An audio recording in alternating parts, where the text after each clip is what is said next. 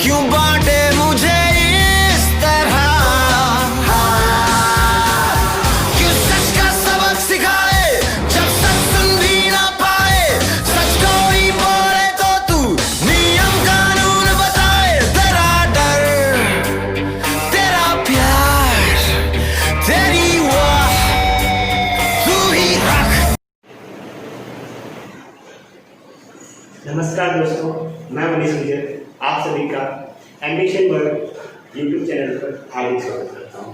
तो आज का हमारा टॉपिक कुछ नस्लवाद से रिलेटेड है, या फिर आपने अभी थोड़े दिनों पहले देखा होगा ये ब्लैक लाइव्स मैटर के ऊपर है। तो अगर इसकी अपन शुरुआत की बात की जाए कि कहाँ से शुरू हुआ, कैसे शुरू हुआ, तो ये मैटर इंटरनेशनल एक्टिविटीज मूवमेंट है। और दूसरा बात, अगर इसकी ओरिजिनेट यानी कहाँ से इसकी उत्पत्ति हुई है उसकी बात की जाए तो अफ्रीकन अमेरिकन कम्युनिटी, यानी आपको पता है जो अमेरिका में अफ्रीकन और अमेरिकन दोनों मिक्स कम्युनिटी रहती है, वहाँ से इनका ओरिजिनेट है। अब against violent and systematic racism, यानी ये जो नस्लवाद है इसका मतलब ये है दोस्तों, रेसिज्म का मतलब नस्लवाद। ये जो वायलेंस है नस्लवाद को लेकर, या फिर जो भेदभाव किया जाता है, काले गोरे का जो भेदभाव होता है उसके अगेंस्ट है, मतलब वो ना होना चाहिए जो काले लोगों को देख के किया जाता है। इसमें देखो पुलिस किलिंग आपने सुना होगा, बॉर्डर इशू भी इसमें सम्मिलित किए गए हैं, और पुलिस ब्रूटलिटी भी इसमें आती है। और दूसरी बात, अब ये शुरू कब हुआ, तो ये 2013 में शुरू हुआ ब्लैक लाइव्स मैटर। ऐसा नहीं है कि तभी शुरू हुआ, शुरू तो सदियों से हो रखा है। मतलब आप सभी को पता है कि भेदभाव तो अब विश्व में शुरू से चलता आया है, तो उसी को लेकर। और अभी 2013 में क्या हुआ, सोशल मीडिया के ऊपर क्या हुआ, शुरू हुआ। तो वहां पर क्या हुआ मेरे प्यारे दोस्तों कि हैशटैग यूज किया गया सोशल मीडिया पर, और वो एक फेसबुक पर किया गया इस व्यक्ति के द्वारा, एलिसिया गर्जा के द्वारा, जिसने ब्लैक लाइव्स मैटर का नाम हैशटैग डाला। और ये कब डाला, तो आपको बता देता हूँ कि ताइवान नाम का एक बच्चा था, उसकी वो ब्लैक कम्युनिटी से होने का, ब्लैक यानी मतलब अफ्रीकन अमेरिकन कम्युनिटी से होने की वजह से उसका वहां पर मतलब उसको मार दिया गया। तो वहां से ये शुरू हुआ और उस बच्चे को लेकर, और इस बच्चे की जब मृत्यु हो गई, यानी जब इसको किल कर दिया गया, तो फिर हमें बराक ओबामा ने, जो पहले एक्स प्रेसिडेंट रह चुके अमेरिका के, उन्होंने एक महीने बाद लगभग इस अपनी प्रतिक्रिया जाहिर करते हुए कहा कि अगर मेरा भी बच्चा होता, इफ आई हैड अ सन, अगर मेरा भी बच्चा होता तो वह ताइवान की जैसे दिखता। He did look like Taiwan, वो किस तरीके दिखता, ताइवान। और क्योंकि आपको भी पता है कि अफ्रीकन अमेरिकन कम्युनिटी से बिलोंग करते हैं कौन, बराक ओबामा। और दूसरी बात, ये अगर आपको बोले कि ये फाउंडेड कब किया गया ब्लैक लाइव्स मैटर, तो ये फाउंड हुआ 2013 में, और ये किसके रिस्पॉन्स को लेकर हुआ, तो ये ताइवान मार्टिन के मर्डर को लेकर ही हुआ था। दूसरी बात, अगर आपको बता दूं कि इसने विश्व स्तर पर या फिर नेशनल वाइड अपनी पहचान कैसे बनाई या फिर कैसे लोगों तक पहुंचा ये, तो फिर ये पहुंचा है 2014 में। और ये कब किसके प्रोटेस्ट करने अगेंस्ट पहुंचा, तो जब एरिक गार्नर और माइकल ब्राउन की जब डेथ हो गई, तो तब ये जाकर इसको विश्व स्तर के ऊपर फेम मिला। अब उस टाइम या फिर अभी ये जो ये चल रहा है कि all lives matter, sir all lives matter, blue lives matter. अब आपको एक और बहुत पुरानी बात है, ये एडवर्ड कल्स्टन, जिनकी खुद की कंपनी है रॉयल अफ्रीकन कंपनी, और ये जो व्यक्ति है, इस व्यक्ति ने लगभग साउथ अफ्रीका से, मतलब अफ्रीकी देशों से 84,000 यानी 84,000 लोगों को गुलाम बनाकर लेके आया। यानी पुरुष महिला उन सब की बात कर सकते हैं, उन सबको क्या गुलाम बनाकर लेके आया। और इसी का जो स्टेचू बना हुआ था, तो एल्बर्ट कल्स्टन का भी स्टेचू तोड़ा गया। और बेल्जियम में लाइपोल्ड सेकंड, ये जो लाइपोल्ड सेकंड है, लियोपोल्ड सेकंड का जो स्टेचू है, प्रतिमा, इसको भी गिरा दिया गया। और लियोपोल्ड सेकंड जो है वो सबसे अधिक शासन करने वाला राजा है। और अभी जो वर्तमान में बेल्जियम के पास जो कांगो देश है, इसने कांगो देश को बेचा था और इसने जो शासन किया वो लगभग 1865 से लेकर 1909 तक। अब ब्लैक लाइव्स मैटर में मुद्दा क्यों लेकर आया हूं, तो आप सभी को पता है कि जॉर्ज फ्लॉयड नाम का एक व्यक्ति था जिसने अमेरिका में अभी लॉकडाउन के टाइम एक शॉपकीपर के पास जाता है और बोलता है कि मेरे को सिगरेट चाहिए, तो शॉपकीपर सिगरेट देता है और उसके बदले में जो जॉर्ज फ्लॉयड है वो $20 निकाल के उसको देते हैं। तो वो व्यक्ति ऐसा सोचता है कि ये इसने मेरे को $20 कैसे दिए, तो वो ऐसा सोचता है कि एक करेंसी नकली है। क्या है ये करेंसी नकली है, तो वो क्या करता है, तुरंत पुलिस को क्या करता है, इतला कर देता है कि भाई साहब यहाँ पर जो एक व्यक्ति आया है उसने जो करेंसी दी है वो नकली है। तो उसको लेकर पुलिस वहां पहुंचती है तुरंत और उसके बाद क्या होता है कि जॉर्ज फ्लॉयड को वहां दो श्वेत पुलिसकर्मी उसको पकड़ लेते हैं और कार के पिछले हिस्से के पास उसको नीचे दबाकर अपना घुटने से उसकी गर्दन पर रखकर लगभग 8 मिनट से ज्यादा तक उसको ऐसे रखते हैं और लगभग उसने उस 8 मिनटों में लगभग 11 बार उसने ऐसा बोला कि I can't breathe, please help me, I can't breathe. तो जब अगर आप सभी सोच सकते हो कि 8 मिनट तक किसी की अपने घुटने से किसी की गर्दन पर रखना, यानी उस व्यक्ति का जो मानसिक स्थिति है, यानी काले लोगों को लेकर या फिर ऐसे बोल सकते हैं नस्लवाद को लेकर, यानी जो उसके अंदर जो घृणा भरी हुई है लोगों को लेकर, वो इस चीज से पता चल जाती है कि जिस तरीके से उस पुलिसकर्मी ने उसके साथ व्यवहार किया, उसके बाद उस व्यक्ति की मौत हो जाती है जॉर्ज फ्लॉयड की, और वापस ये वर्तमान का मुद्दा बन जाता है कौन सा, ब्लैक लिस्ट मैटर। तो मिनेपोलिस में उसकी हत्या पुलिस वालों के द्वारा कर दी गई और वो हत्या उसकी की गई 46 ईयर ओल्ड होने के बाद। अब जब इस हत्या हो गई उस व्यक्ति की, तो फिर एंटीफा नाम के एक ऑर्गेनाइजेशन पे ये ब्लेम किया गया कि जो 40 शहर है यूएस के, यूनाइटेड स्टेट के, वहां पर वर्तमान में जो हिंसा भड़काई गई है वो हिंसा भड़काने का कार्य इनका है, क्योंकि जो ब्लैक लाइव्स मैटर और जो ऑक्यूपाई मूवमेंट वाले जो लोग हैं वो इसमें शामिल है। अब ये एंटीफा क्या है इसके बारे में आप सबको मैं बता देता हूँ। एंटीफा का जो फुल फॉर्म है एंटी फॉसिस्ट एक्शन, इसका पूरा नाम क्या है, एंटी फॉसिस्ट एक्शन। दूसरा बात, अमेरिका में उग्रवादी, वामपंथी, फांसीवादी विरोधी आंदोलन चलाने का कार्य है कौन करता है, एंटीफा करता है।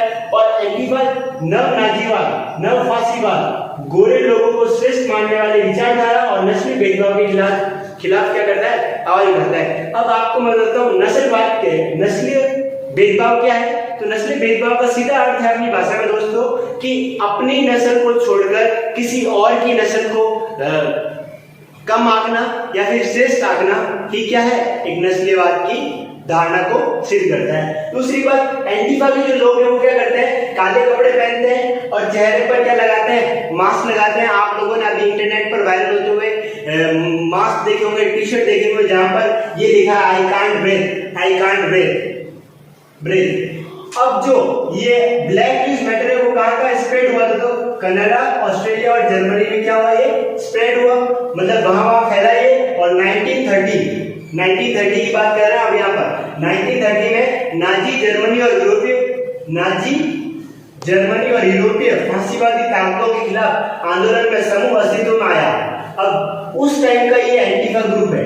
कब का है ये एंटीफा ग्रुप, 1930 का, जब नाजी जर्मनी और यूरोपीय फांसीवादी ताकतों के खिलाफ आंदोलन के लिए अस्तित्व में आया। और दूसरी बात, एंटीफा जो है, अभी जो मॉडर्न की बात करें तो मॉडर्न अमेरिकन एंटीफा मूवमेंट कब स्टार्ट किया गया, तो 1980 में किया गया। और जो डोनाल्ड ट्रंप है इसने अभी इसे एंटीफा ग्रुप को क्या बोला कि आतंकवादी संगठन घोषित करने और इस पर बैन लगाने की बात की है। दोस्तों क्या किया है, इस पर बैन लगाने की बात की है और 40 शहरों पर वर्तमान हिंसा भड़काने का आरोप इस एंटीफा ग्रुप पे लगा है, क्योंकि ऑक्यूपाई मूवमेंट और ब्लैक लाइव्स मैटर के जो सदस्य हैं वो इसमें शामिल है। और दूसरी बात कि जो एक्स प्रेसिडेंट है रिचर्ड आपने अमेरिका का एक्स प्रेसिडेंट का नाम सुना होगा, रिचर्ड निक्सन। जो डोनाल्ड ट्रंप है वो अभी इन्हीं के मतलब नक्शे कदम को फॉलो करते हैं। यानी मतलब ये भी रिचर्ड निक्सन जैसे ही है। इस वजह से इन्होंने, डोनाल्ड ट्रंप ने क्या किया कि इन्होंने भी थोड़ा नस्लवाद दिखाने की कोशिश की और जो आतंकवादी, इसकी क्या बोल दिया कि आतंकवादी संगठन है और ये हिंसा भड़का रहा है। लेकिन एक्चुअल में जब अगर कहीं पर कुछ गलत होगा दोस्तों तो वहां किसी ना किसी को तो आगे आना पड़ेगा ना। और 1930 में अगर कोई ग्रुप आगे आया है मतलब खिलाफ आंदोलन लेने के लिए कि भाई हम में और आप में क्या फर्क है, भाई सब है तो एक ही बराबर, चाहे वो काला हो या गोरा हो, है तो इंसान ही ना। उसके लिए तो अमेरिका के जो प्रेसिडेंट है डोनाल्ड ट्रंप ने, उन्होंने क्या बोला, इसको आतंकवादी संगठन बता दिया और इस बोला कि इस एंटीफा ग्रुप पे क्या लगना चाहिए, बैन लगना चाहिए। अभी तक हमने अंतर्राष्ट्रीय स्तर पर जो होने वाला ब्लैक न्यूज मैटर के ऊपर जो अभियान रहा उसके बारे में पढ़ा। तो आप सभी को अब ये पता भी होना चाहिए कि हमारे भारत में तो सदियों से चली आ रही है। जैसे महाभारत में आ रही है, महाभारत में आता है ना लोगों कि ये गाथा है सदियों पुरानी, सदियों से चली आ रही है। तो उसी तरीके से जो अपना नस्लवाद है, नस्लवाद बोल दो, भेदभाव बोल दो, ये सदियों से चला रहा है। अब सदियों से कैसे चला रहा है तो आप सभी जानते हो ना कि दिल्ली वाले लोग कैसे बोलते हैं, दिल्ली से हूँ, आगे तो आप जानते ही हो। तो उस तरीके से दिल्ली वाले लोग ना आमतौर पर अपमानजनक बातें, अपमानजनक वर्ड यूज करते रहते हैं। तो उन्होंने मिजोरम और असम के दो और अरुणाचल प्रदेश के एक स्टूडेंट रह रही थी नीरू तानिया, तो उसके ऊपर भी उन्होंने ऐसा कुछ बोला। तो उसकी वजह से उस लड़की ने मानसिक प्रताड़ना होने के बाद खुद ही आत्महत्या कर ली। और दूसरी बात, मिजोरम का जो एक्स सीएम है लाल धनहावला, जब वो दिल्ली इधर आए तब भी उनका मतलब नस्लवाद के प्रति देख के काले गोरों का भेद करके उनका अपमान किया गया। असम का जो एक इंटरनेशनल बॉक्सर है शिव थापा, उसकी भी इस तरीके से क्या की गई, मतलब अपमानित किया गया। और आप सभी को पता है कि अगर हम अभी भी इस तरीके से अपमान कर रहे हैं, नस्लवाद दिखा रहे हैं, भेदभाव दिखा रहे हैं, तो जो हम अपने राष्ट्रपिता बापूजी को जो मानते हैं, महात्मा गांधी, जब उन्होंने अपने देश को आजाद कराने से पहले साउथ अफ्रीका में रंग के आधार पर होने वाले भेदभाव के लिए आंदोलन चलाया और वहां उन लोगों को बताया कि भाई हमारे में और आप में क्या फर्क है। जब महात्मा गांधी ने बोला कि मेरा भी खून निकालिए और आपका भी खून निकालिए, दोनों का जो ब्लड है वो तो सेम है ना, कलर से क्या मतलब है। तो उस तरीके से अगर महात्मा गांधी जी उस टाइम अगर ये मुद्दा उठा सकते हैं या फिर अपने हक के लिए लड़ सकते हैं, या फिर उनके लिए जो जिनके ऊपर ये प्रताड़ना की जाती है या उनको प्रताड़ित किया जाता है, या फिर उनको ऐसा बोलकर उनकी मानसिक स्थिति कमजोर की जाती है, या फिर सामाजिक तौर पर उनको नीचा ठहराया जाता है, या फिर उनके मन में एक ऐसी घृणा भर देना कि यार सच में मैं काला हूँ, या फिर मैं मोटा हूँ, या फिर मैं निजी जाति का हूँ, या फिर मेरा धर्म हिंदू नहीं है, या फिर मैं मुस्लिम हूँ इसलिए लोग मेरे को पसंद नहीं करते, ये सारी चीजें एक आमतौर इंसान पे अब आने लग गई है। और दूसरी बात, आप सभी को पता है डैरेन सैमी जो वेस्ट इंडीज के क्रिकेट प्लेयर है, जब यहाँ इंडिया में आईपीएल खेलने के लिए आए वो, तब उनको भी कालिया कहकर बुलाया गया। उसके बाद अपने इंडियन क्रिकेटर ने ट्वीट करके भी उनको बोला कि जो कालिया है वो हमारे यहाँ इंडियन कल्चर में प्यार से किसी को बोलते हैं। तो फिर उन्होंने वापस ट्वीट कर दिया कि मुझे इससे कोई आपत्ति नहीं हुई, लेकिन फिर भी ये मुद्दा ब्लैक लाइव्स मैटर पर पहुंच ही गया। अब आपको पता है कि भेदभाव तो शुरू से आता है। अपन जो इंडियन है या भारतीय संस्कृति में पितृसत्तात्मक व्यवस्था है। आप सबको क्या पता है पितृसत्तात्मक मतलब यहाँ पर महिलाओं का शोषण शुरू से होता है, यानी महिलाएं नीची रहेगी, महिलाएं आगे नहीं आ सकती, पुरुष हमेशा आगे रहेंगे, उस तरीके से। तो महिलाओं के साथ भेदभाव तो अपन ने शुरू से किया है, तो उसके बारे में भी सोचने की आवश्यकता है। अपन दूसरी बात, जाति के आधार पर जो भेदभाव अभी भी चल रहा है, यानी तू ऊंची जाति का है, तू नीची जाति का है, तू ब्राह्मण, तू ये है, तू वो है, उसके आधार पर, धर्म के आधार पर, यानी मतलब सांप्रदायिक दंगे होते हैं ना जो धर्म के आधार पर, वो भी एक तरीके से भेदभाव फैलाने या फिर नस्लवाद को फैलाने के लिए जिम्मेदार है। बिहार और यूपी के लोग जब मुंबई में उनके साथ जो दुर्व्यवहार किया जाता है वो, और संता बंता पर सरदारों के ऊपर बने गए जोक्स, यानी संता बंता आपने जोक सुने होंगे, अभी शायद अभी भी व्हाट्सएप जोक सुनते ही आ रहे होंगे। और दूसरा बात, भेदभाव का जो कारण है वो क्या है, यानी मतलब व्यक्ति किसी व्यक्ति या किसी समूह के प्रति सकारात्मक या नकारात्मक अपने रुझान पेश करना, यानी अगर आप पॉजिटिवली या नेगेटिवली किसी ग्रुप या फिर किसी पर्सन के बारे में अगर कुछ कहते हो तो वही भेदभाव का कारण होता है। और भेदभाव के विरुद्ध आपको बता देता हूं कि अपने इंडियन पार्लियामेंट में शशि थरूर ने 2017 में एक प्राइवेट मेंबर बिल सदन में प्रस्तुत किया। अभी ये पास तो नहीं हुआ, लेकिन शशि थरूर ने 2017 में प्राइवेट मेंबर बिल पास किया। उन्होंने बोला कि इक्विलिटी बिल बनाने की आवश्यकता है। और आप सब लोगों को पता है कि इंडिया में रहने वाले को सबके पास ये क्या है, समानता का अधिकार है। क्या नहीं, सब एक समान है। यहाँ पर कोई काला गोरा नहीं है, कोई ऐसा नहीं है, कोई ऊंचा नहीं है, कोई नीचा नहीं है, कोई मुस्लिम नहीं है, कोई हिंदू नहीं है। हम सब क्या है, हम सब भारतीय हैं। तो हमें भारतीय बनकर रहना चाहिए। उसी तरीके से अपने इंडियन कॉन्स्टिट्यूशन में समानता का अधिकार दिया गया है। लेकिन आप सबको पता है कि अपन अपने समानता के लिए एक लेवल पे लड़ तो सकते हैं, लेकिन जो अपनी मानसिक सोच है उससे नहीं लड़ सकते। जो अपन लोगों के बारे में सोचते हैं या फिर लोग अपने बारे में जो सोचते हैं, मानसिक घृणा है, उसके बारे में नहीं सोच सकते। तो वो सारी चीजें, और आई होपफुली मैं अपन भी ऐसी उम्मीद करते हैं, फिर हम सब ऐसी उम्मीद करते हैं कि लाइव्स मैटर, इन फ्यूचर ऐसा कभी नहीं हो। सबके साथ एक तरीके से व्यवहार किया जाए, सब समान है हमारे लिए। उन सब के बारे में कोई काला नहीं है, कोई गोरा नहीं है, मतलब सब इंसान है और इंसान को इंसान से ही प्यार करना चाहिए। और जो आजकल जो घटनाएं घटित हो रही है उनको ध्यान में रखते हुए इंसान को अपनी जो सोच है उसको बदलने की आवश्यकता है। मैं मनीष गुर्जर आप सभी का दिल से थैंक यू बोलता हूं, जो मेरी पिछली वीडियो पर आप सभी ने प्यार जताया। और मैं उम्मीद करता हूं कि इस वीडियो पर भी मुझे ऐसा ही रिस्पॉन्स मिलेगा या फिर उससे दुगना मिलेगा। वीडियो को जरूर लाइक करें, शेयर करें, कमेंट करें। Thank you.